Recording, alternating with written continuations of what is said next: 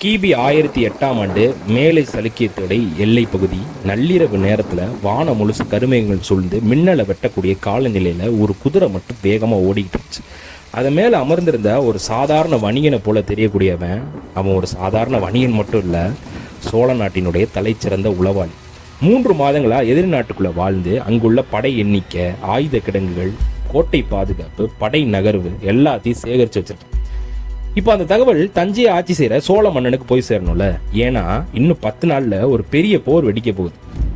ஆனால் திடீர்னு அவன் பின்புறத்துல இருந்து குதிரை கால் சத்தம் கேட்குது. நிறுத்து, அவனை பிடிங்கடா அப்படின்னு சொல்லி சாளுக்கிய வீரர்கள் அவனை துரத்த ஆரம்பிக்கிறான். அவன் பிடிபட்டா ஒரு மனிதன் மட்டும் இல்லை, ஒரு பேரரசின் ரகசியமும் பிடிபடும். அவன் உயிரோடு திரும்புவானா? அவன் தகவல் தஞ்சையை அடையுமா? அல்லது சோழ பேரரசு ஒரு பெரிய ஆபத்தில் சிக்க போதா? ஒரு போர் வெற்றி பெற வாள் தேவை, ஆனா போருக்கு முன்பே வெற்றி பெற உளவாளிகள் தான் தேவை. இன்னைக்கு நாம பார்க்க போறது சோழ பேரரசின் மிகவும் மர்மமான ஆயுதத்தை பற்றியும், வரலாற்றில் அதிகம் பேசப்படாத ஆனா பல வெற்றிகளுக்கு காரணமான ஆயுதத்தை பற்றியும் பார்க்க போறோம். அதுதான் சோழர்களின் ரகசிய உளவுத்துறை. லைக் பண்ணாதவங்க லைக் பண்ணிட்டு, ஷேர் பண்ணிட்டு, கமெண்ட் பண்ணிட்டு, மறக்காம சப்ஸ்கிரைப் பண்ணிட்டு இந்த வீடியோ பாருங்க. வாங்க நம்ம வீடியோ.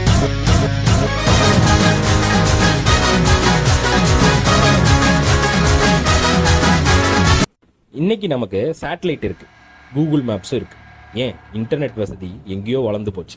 ஒரு நாட்டில் என்ன நடக்குதுன்றதை தெரிஞ்சுக்க சில நிமிடங்களே போதும். ஆனா 1000 ஆண்டுகளுக்கு முன்பு ஒரு மன்னன் தனது எதிரி நாட்டில் என்ன நடக்குது என்பதை தெரிஞ்சு கொள்ள ஒரே வழி, அது மனிதர்கள். மனிதர்கள் தாங்கள் வாயிலா கொண்டு வரக்கூடிய தகவல்கள் தான். நம்பிக்கையான மனிதர்களும் நம்பிக்கையான தகவலும் தான் ஒரு பெரிய பேரரசை கட்டமைக்கும். ராஜராஜ சோழன் ஆட்சி காலத்துல சோழ பேரரசு மிக வேகமா வளர்ந்துகிட்டு இருந்துச்சு. தெற்குல பாண்டியர்கள், மேற்குல சேரர்கள், வடமேற்குல சாளுக்கியர்கள், கடலுக்கு அப்பால இலங்கை. எங்கும் எதிரிகள், எங்கும் சதி, எங்கும் அதிகார போட்டி இல்லையா? ஒரு தவறான முடிவு கூட, ஒரு தவறான கணிப்பு கூட முழு பேரரசையும் ஆபத்துல தள்ளிடு. ஆனா ராஜராஜ சோழன் ஒரு விஷயத்த நன்னா புரிஞ்சுக்கிட்டாரு. எதிரியின் வாளை விட எதிரியின் எண்ணங்களை தெரிந்து கொள்வது ரொம்ப முக்கியம். இதுவே சோழ உளவுத்துறையின் அடித்தளமா மாறுது.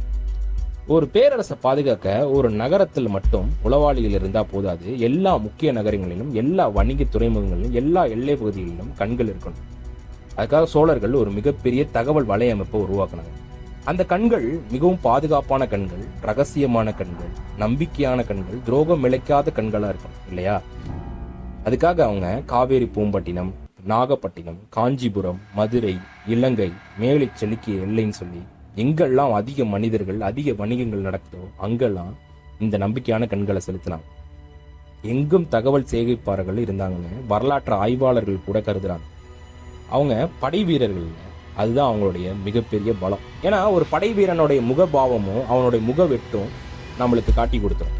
ஒரு ரஃப் அண்ட் டஃபா இருப்பாங்கல்ல படை வீரர், அப்படி இல்லாம ஒரு வணிகரா, ஒரு கவிஞரா, ஒருவர் யாத்ரிகரா, ஒருவர் துறவியா, ஒருவர் குதிரை விற்பவரா தன்னோட தாய் நாட்டுக்காக உயிரை கொடுத்து தகவலை சேகரிப்பாங்க.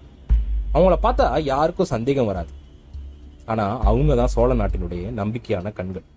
ஒரு எதிரி நாட்டின் படை நகர்ந்தாலோ, ஒரு புதிய கோட்டை கட்டப்பட்டாலோ, ஒரு ரகசிய கூட்டம் நடந்தாலோ அந்த தகவல் இறுதியில தஞ்சை அடையும். ஒரு சாதாரண மனிதன் உளவாளிய மாற முடியுமா? ஏன் நம்ம மாற முடியுமா? முடியும். ஆனா அதுக்கு சில திறமைகள் இருக்கு. முதல் விஷயம், புத்திசாலியாக இருக்கணும். புத்திசாலினா நிறைய படிச்சிருக்கணும்னு இல்ல, சமயோஜித புத்தியா இருக்கணும். அடுத்தது நினைவாற்றல். இன்னைக்கு நம்ம வீட்டுல கடைக்கு சென்று இந்த 4 பொருளை வாங்கிட்டு வான்னு சொன்னா அதுல 2 பொருளை மறந்துடும். ஆனா அவங்கலாம் 10 வருடத்துக்கு முன்னாடி நடந்த ஒரு சின்ன நிகழ்வை கூட அச்சு பிசறாம அப்படியே சொல்லுவான். ஏன்னா அவன் சேகரிக்கும் தகவலை எழுத முடியாது. பல நேரங்கள்ல எல்லாத்தையும் மனப்பாடம் செய்யணும்.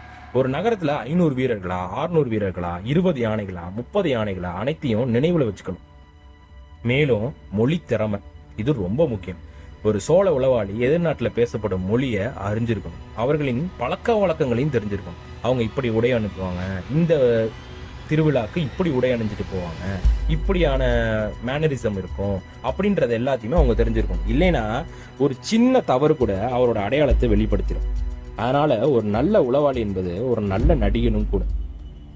இப்போ ஒரு உளவாளி பணியை கற்பனை செஞ்சு பாருங்களேன். அவன் தனது நாட்டை விட்டு கிளம்புறான், சொந்த குடும்பத்தை விட்டு, சொந்த மனைவி மக்களை விட்டு எல்லாரையும் விட்டுட்டு கிளம்புறான். பல நாட்கள் பயணம் செய்றான், பல இடங்களுக்கு போவான், எதிரி நாட்டை அடையிறான்.